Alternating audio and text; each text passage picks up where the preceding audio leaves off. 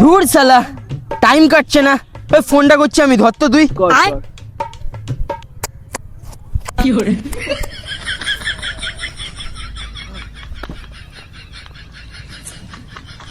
Hello hello, কে বলছেন? হ্যাঁ বলছিলাম আমি কাস্টমার কেয়ার থেকে বলছি। তোমার কি? হ্যাঁ আপনার জিও ফোনের বৈধ প্ল্যান শেষ হয়ে যাচ্ছে। হ্যাঁ তো কি করবো? হ্যাঁ, আমার তো তো- এয়ারটেলের সিম। ও এয়ারটেলের সিম, হ্যাঁ। ঠিক আছে ও জিও করে নিন। আচ্ছা জিও করে নেবো। হ্যাঁ জিও, আমি কি পাবো? জিও করে নিলে আপনি ভালো প্ল্যান পাবেন। কি প্ল্যান? কিসের প্ল্যান পাবো? প্ল্যান পাবেন বলতে আপনি বিয়ে করবেন কিভাবে সেই সব প্ল্যান দিয়ে দেবো আপনাকে। সত্যি নাকি? হ্যাঁ, হ্যাঁ। মেয়েটাও দেবেন নাকি? হ্যাঁ মেয়েও দিয়ে দেবো। ও আমি হ্যাঁ, এক্ষুনি আমাদের করে নিচ্ছি। আমাদের আমাদের জিওতে তো অনেক মেয়েদের লাইন লেগে আছে। এই সত্যি নাকি? হ্যাঁ হ্যাঁ একদম, হ্যাঁ হ্যাঁ সেটা আমি এক্ষুনি করবো। হ্যাঁ একদম একদম করে নিয়ে এক্ষুনি ট্রান্সফার করে নিন।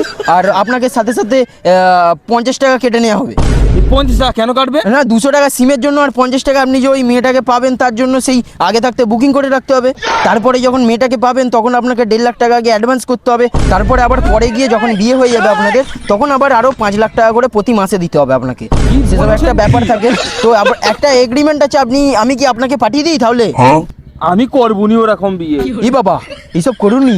বাবা এত টাকা পাবো কোথায় আমি? এই এত টাকা আপনি কিডনি বেচে দিন না।